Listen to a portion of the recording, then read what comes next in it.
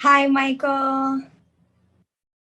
Hi, how's it going, Jenny? So good. Having my evening coffee. Thank you so much for meeting me with me at 9:30 at night to have this interview. Absolutely. We're glad to be here. This has been I'm anticipating it for a while, so I'm looking forward to talking to somebody on this issue. Me too. Me My too. I am. Yeah, yeah. And I love your So content, by the way, too, because it totally like drew me to the kinds of conversations that you were thinking, the things that the connections that you were making were so interesting to me that it drew me to your page and it drew me to want to engage with your content and want to engage with you because I felt like, and that's what I'm glad to be here. Really glad to be here because I feel like I'm actually able to, actualize on a goal to sort of make community within a space that um, affects me profoundly and in multiple ways. thank you so much for saying that. It means a lot to me because it's hard to be vulnerable on such sort of I don't want to say a faceless space, but a space that has millions of faces, and so it's hard Yeah. to be vulnerable and share. And as I've been, creating content, it's like you said, it's profoundly affecting me because it's from my own experience. I talk about these things. So sorry. I talk about these things. That's my ringtone. I know it's horrible. Um, Amazon delivery is calling me. I talk about these, concepts and these things and try to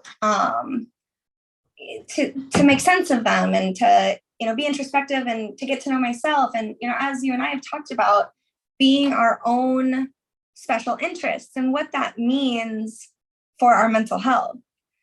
And so this is some of the things that I want to talk about today with you. But everyone, I'd like to introduce you to Michael Froberg. He is an autistic senior software engineer, and he can be found on TikTok, KAEL period BERG. And as he said, building a community in this space, in this virtual world during a pandemic where we sort of have had to stay separate and learn new ways to build. It's been really an honor to get to know you as I have, and I'm looking forward to more conversations. Certainly. Well, to your point, I think, about building community, I think that's something that I felt growing up that was lacking, what was really any understanding of what I was going through. I had to learn, and I still haven't gotten a formal even diagnosis of autism although I have self-diagnosed by virtue of the fact that my daughter, who has been diagnosed as having autism herself, ASD, that I had the same symptoms. Like she was exhibiting the same symptoms that I've had my whole life, and I've been saying to people that I've had my whole life. So that kind of validated it as far as I needed it for it to go for me. And I mean, I could go further, but and I'm interested in going further to see how what that would look like. But I don't feel like I'm doing it to validate myself. I already know what I am. I don't need really. If I can get it for not the full cost of whatever it was like seemingly appears to be associated with it, regardless of what I do, it's still kind of out of the for me to spend $4,000 for something that's not gonna do anything other than get me something that on paper would help me get disability that I can't ever get.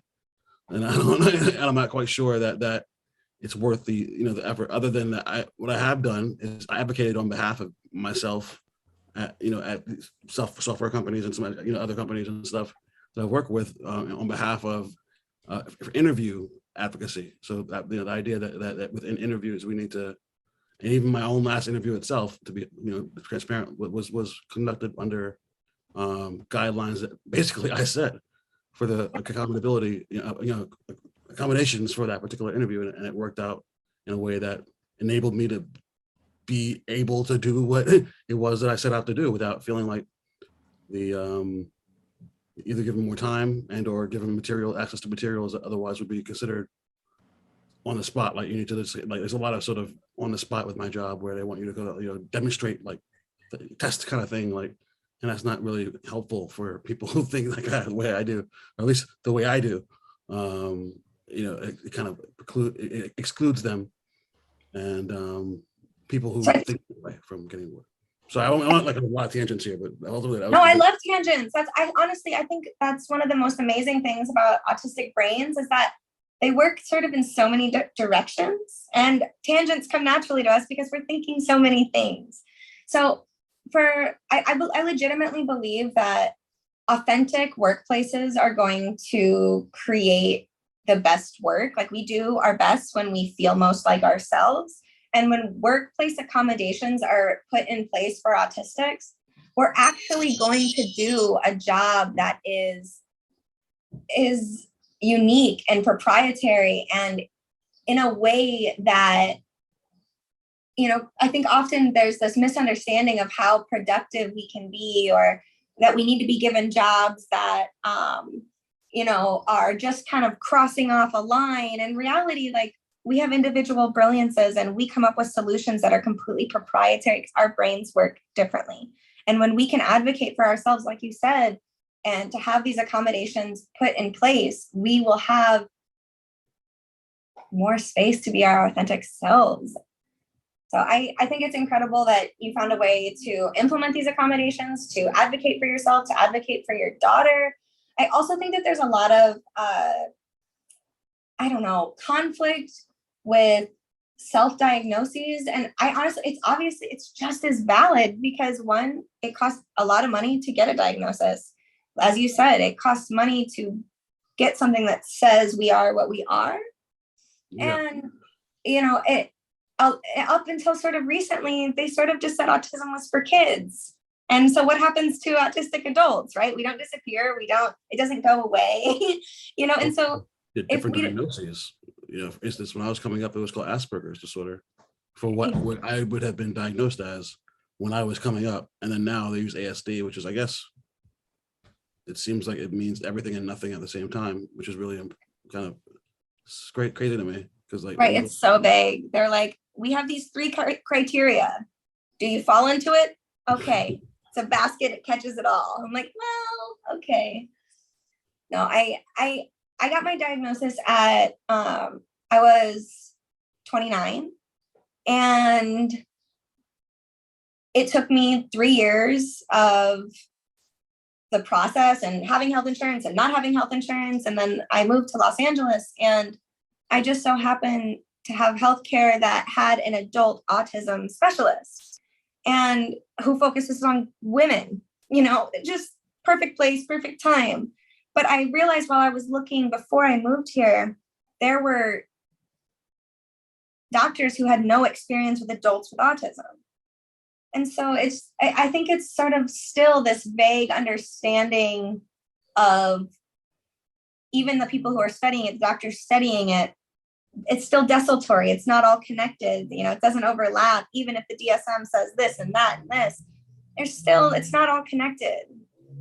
No, I mean, I can speak to that even within the fact that what I am diagnosed as is ADHD, bipolar disorder, OCD, and then I guess forms of anxiety, I guess. So, but if you were to look at that, and that was when they only thought that this was coming from things that sparked about me being 25 or something, years old with the bipolar. So, like, before that, I had been spazzing since I was a kid. I had been told that I was, I felt like I know it's called stimming now, but that is 100% what I was doing. Every time I thought people weren't watching me. And that was a big thing. It was like, yeah, I understood it as like, if people saw what you were doing, they would think you're crazy. And if we let them see that, they have power over you. And they have power over you. So I like internalize this kind of trauma around hiding things that I think, that has anything to do with all the things, but it felt like I had to withhold and hide and conceal parts of myself. Otherwise I would be, and I think my parents helped it.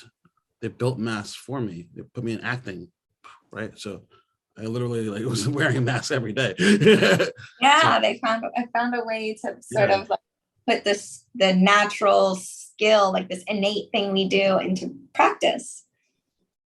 Yeah, I have found also that I didn't realize it was stimming either. And I've always sort of flailed my hands. I pace a lot. I have a hard time just sitting still in general. And, people have said sit on your hands, or, just stop touching your hair, stop touching your face. And I realized for me, it's a way for me to maintain, to stay in the space. I'm not meaning to be distracting. There's just so much going on inside of me that I need to find a way to release that energy. Or I'm struggling to pay attention. If I'm struggling to keep my body still, then I'm struggling to pay attention. If I can keep my body in motion, I can concentrate. Yeah, I've read stories about, or studies about that. They say that people in motion like actually learn better. And in fact, I have a foot fidget that I bought on like at an actual like foot fidget place to call Foot Fidget, Cool. so that I can keep my feet, because of my restless legs. Yeah. It's like a almost like a tension rod kind of thing with like cables and stuff. And essentially, you can always keep your foot in like perpetual motion, so that like it's like it keeps you, so like between, it's like basically that. The Apple headphones I bought, the over ear ones, Mm-hmm. expensive, like noise canceling things, Yep.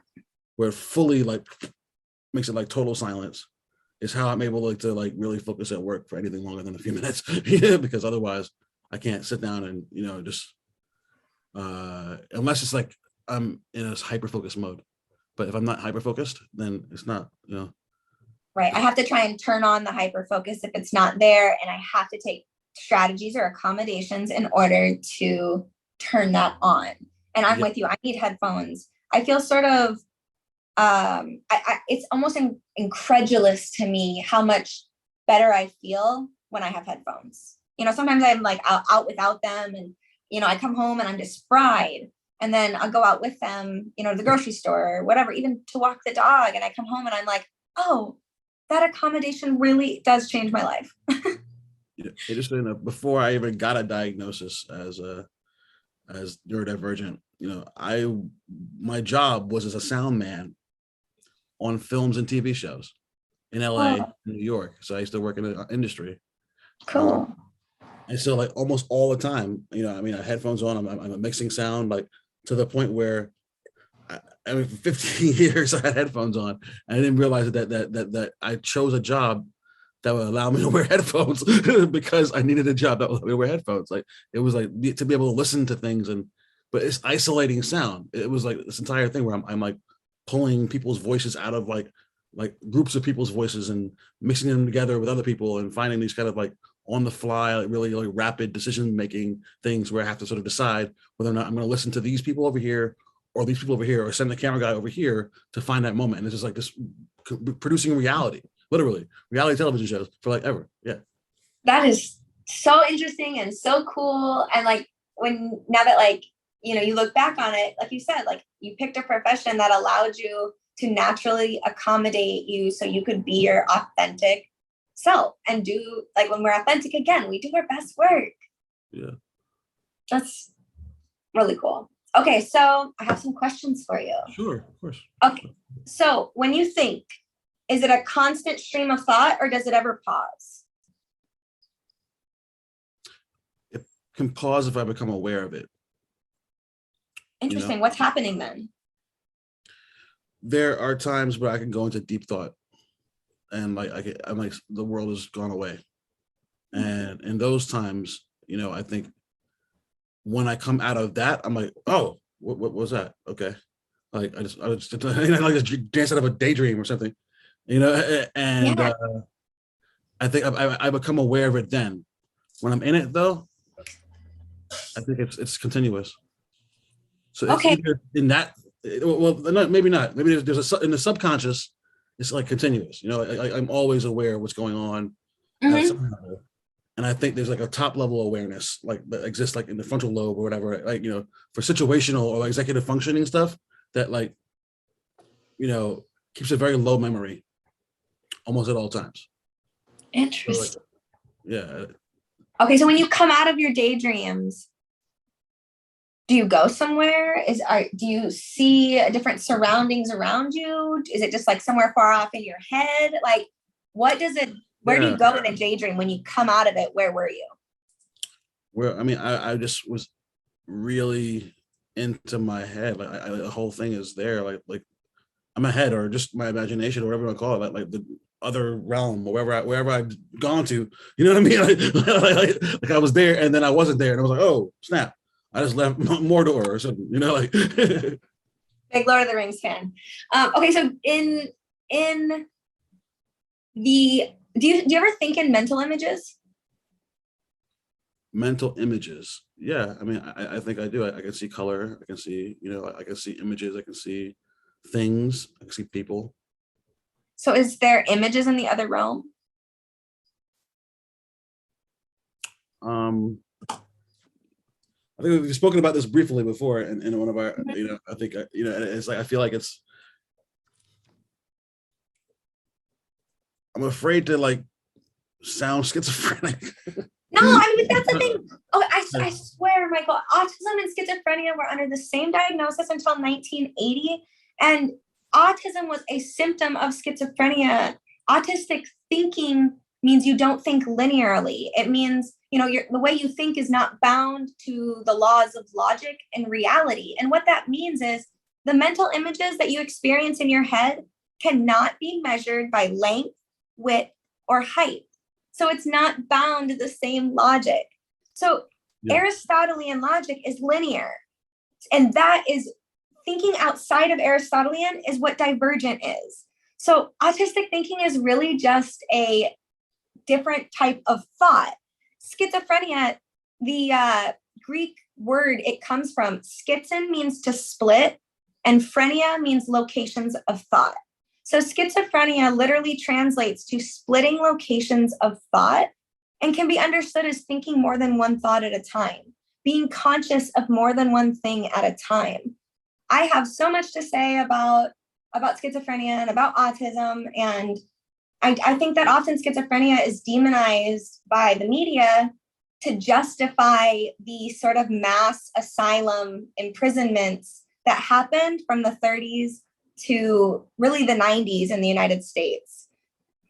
So I mean, I'd love to try to decry it. I think it was more just like the fear of myself, like feeling like because I've had visions or I've seen things that aren't there, or that were sounds like a gift to me, things, or those kind of things. So it's just having that and knowing all the other diagnoses I have, and just not wanting to get caught up in a system that says schizoaffective disorder, which is what anybody will say if I use those words in certain contexts. So I'm only I understand. Just maintaining my own like level of how much I want to when I'm elsewhere and not a safe space.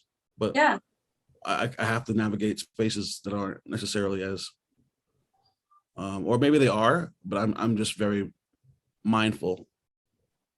No, that honestly, perfectly put. I really understand what you're saying. And, all throughout history, psychiatrists basically said mental health is all comorbid, it has potential to overlap. It doesn't always overlap.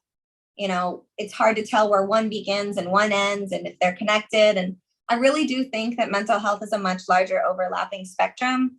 But a lot of money is made when a medicine can be prescribed for 10 different diagnoses instead of saying this is like one overlapping thing.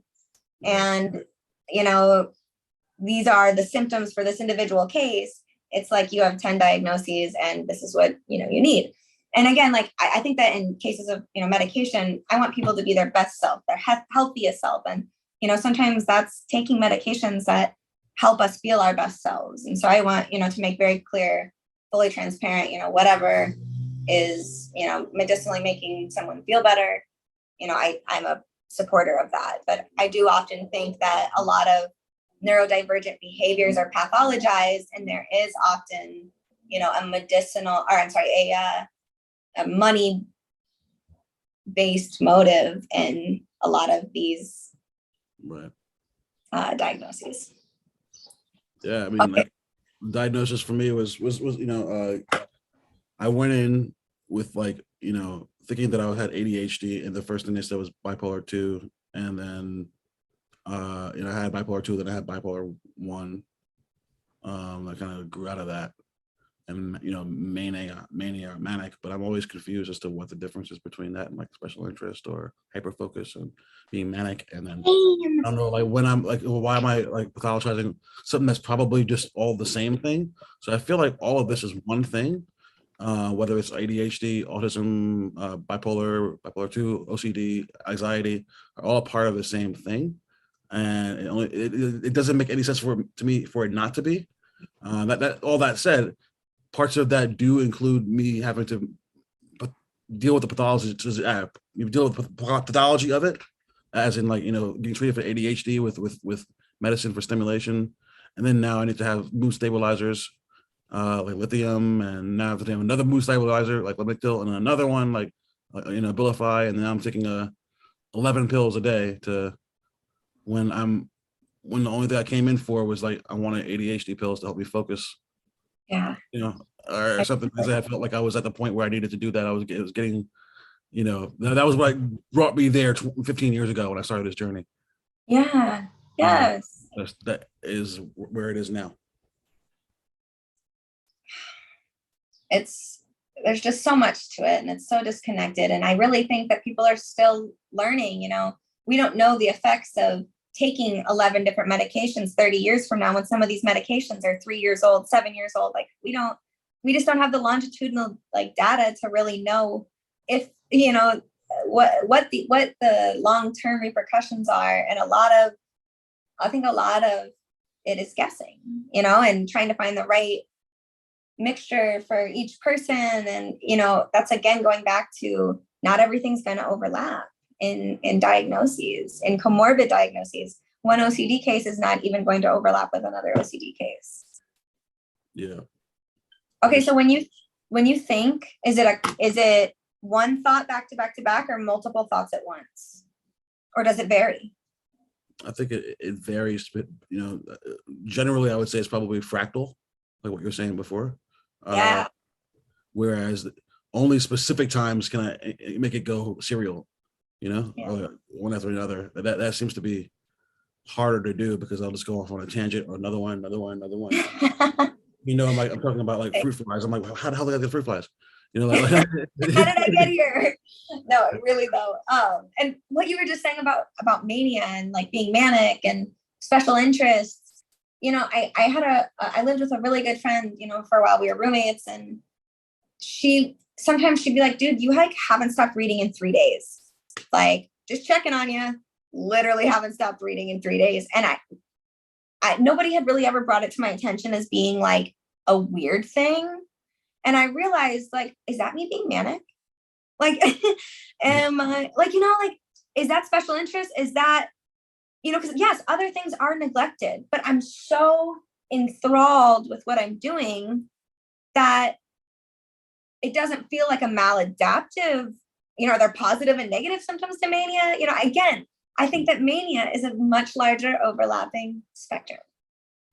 Yeah, I just like wish I knew but then again, it's not. It's like this is all speculation, right? Like, I mean, honestly, like, and just in the last, since I've been alive, I've seen how we categorize this particular disorder, or neurodivergence, or even from being one thing to a neurodivergent. So I've seen some interesting changes there, and really it seems like the last 3 or 4 years, like I actually worked for a company that advocated for this, like fully, understood.org. Actually, I was one of the senior engineers, a staff engineer at understood.org. Cool. Where we were like working towards finding a way to create a world that made it easier for the people who are 1 in 5 who have learning and thinking differences, as they refer to. And we went to, I did like forums on neurodivergence, and that's actually really interesting. And then you've been advocating for so long. You really have. Yeah. And then I got on TikTok, and I was like, oh, the world of TikTok. I mean, it really is a cool platform, brings people together. It is something else. I gotta keep myself from like becoming addicted to it too much, because absolutely, you know, particularly because I'm it's like I'm using it to make a mask factory. Like I'm literally just going, okay, let me just build like a million masks, beta test different versions of myself, see the kind of reaction I get based on the types of expressions I do when I'm singing a song, whether or not I'm wearing, you know, when I'm singing a song, people see my eyes moving around too much because I'm staring at the screen, and I don't get any voice. Like people don't like that very much. I noticed there's like 25%. Like I'm literally doing analytics on my own image. I was just gonna say you're doing the analytics in your brain.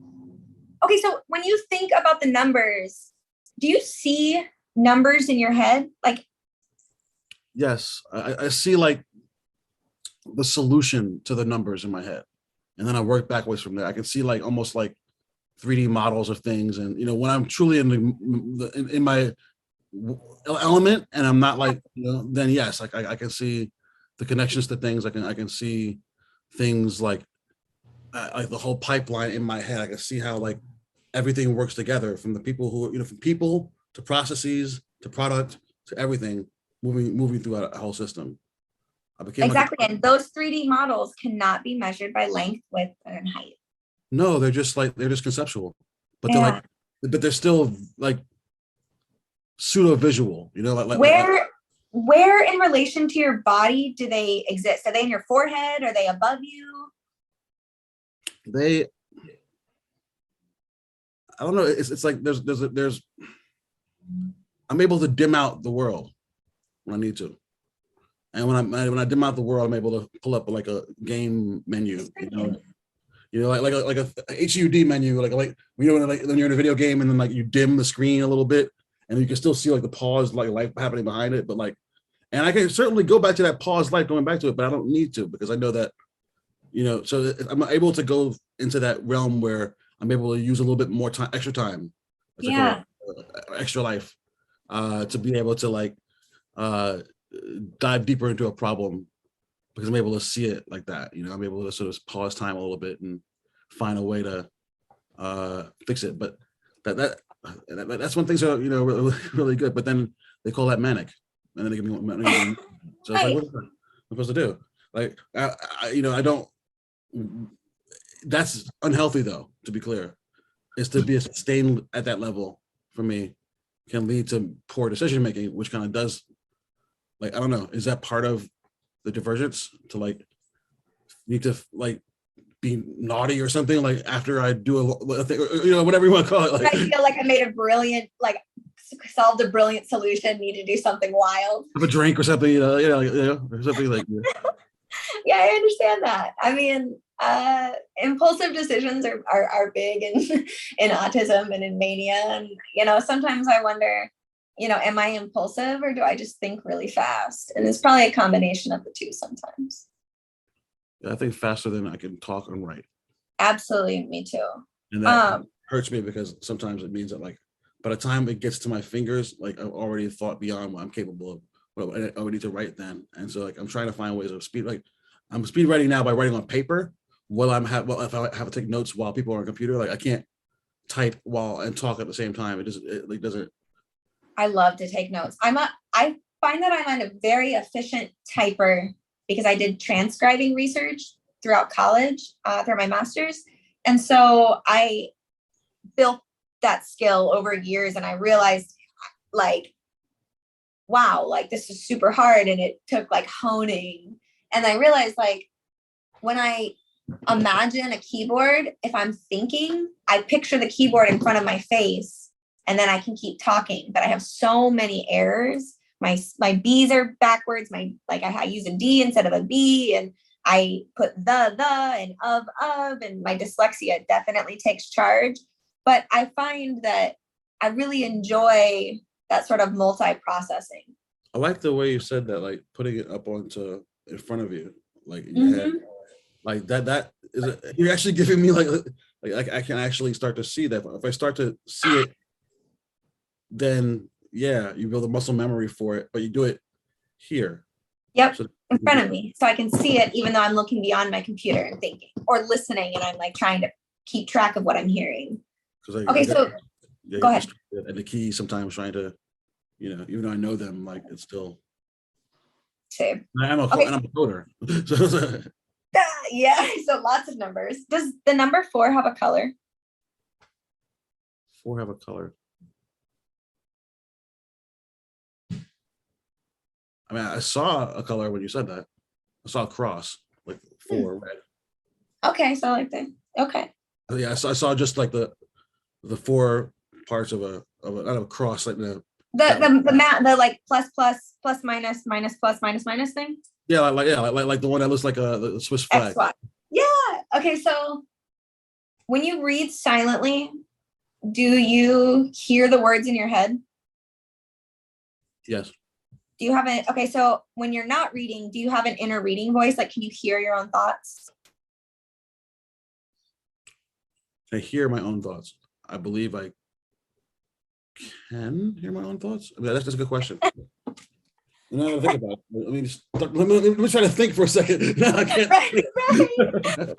My favorite. I love when I hear that. Like, let me think about that one. I mean, I say words, you know. Yeah. So like I assume I hear them. That's a truth. I mean, I hear words. I do. Is it in your voice? Yes, it's my voice. No, but I mean, I think I might have said this before, but I respond to people. Like it might be my grandmother, or I might have to argue with her. Maybe somebody else in the family. Maybe not. Maybe somebody else at work or whatever. And I work my way through those thoughts. So I imagine and or I argue to the thought of them in their voice. Can you hear their voice in your head? I can hear their voice in my head. Yeah, that's amazing. That's really amazing. You know, I know that it's not a real person. And I know that I'm doing that as a means of creating an exercise for being able to work through whatever issue I need to work through with them. You know, yeah, so you're reproducing the sound from memory. Yeah, it's just memory. Yeah, from memorization, and then like I'll argue against it, and you know, and so I definitely hear it or remember the hearing of it. You know, neurodivergents are like in the scientific literature, it says that we have an increase in gray matter neuroanatomy and white matter connectivity, which means we just have more connections, more, more communications, more connections. And so I think that being able to produce, these sounds in your head is because there are more connections. And I think that's a big part of being neurodivergent is nobody's connections are, again, going to overlap no matter how hard they try and put us in similar boxes, autistic boxes, schizophrenic boxes, OCD boxes, whatever.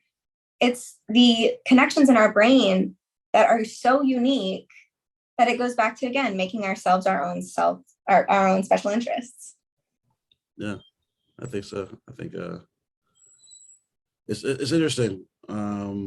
With brain, I guess we used to say wired differently. I think it was a terminology that I remember hearing growing up, or remember neurotic was another terminology. Yes, honestly, I've always liked the word neurotic. I know that it has negative connotations, but all throughout history, neurotic, yes, is associated with mental illness, but it's associated with dream thinking. And honestly, I think that the way that we think seems so far out there, like on another planet, if you don't do it. But if you do it, it's just natural. And, autistics have been this historical topic debated in philosophy and classrooms and hospitals, schools. And, it'd be nice if we were more a part of the conversations, because I think we could shed a lot of light on maybe not why we think the way that we do, but how we think.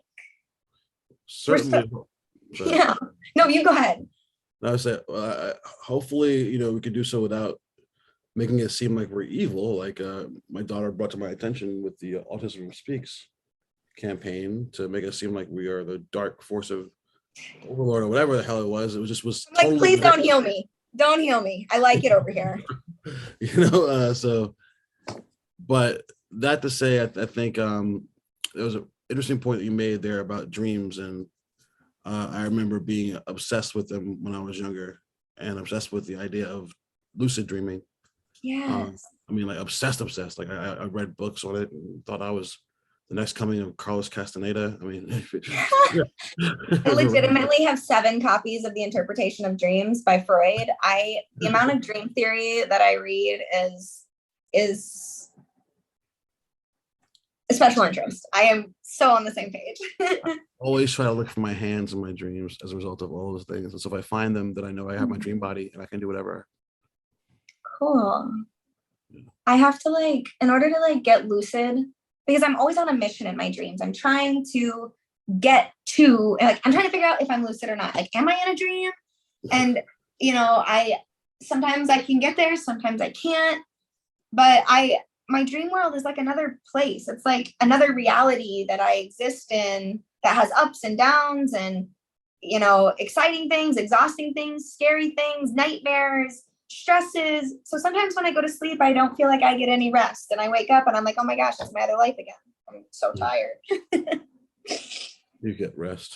Okay, so speaking of rest, it is 10 o'clock your time, and so I just want to thank you, Michael. This was honestly, it gives me so much to think about.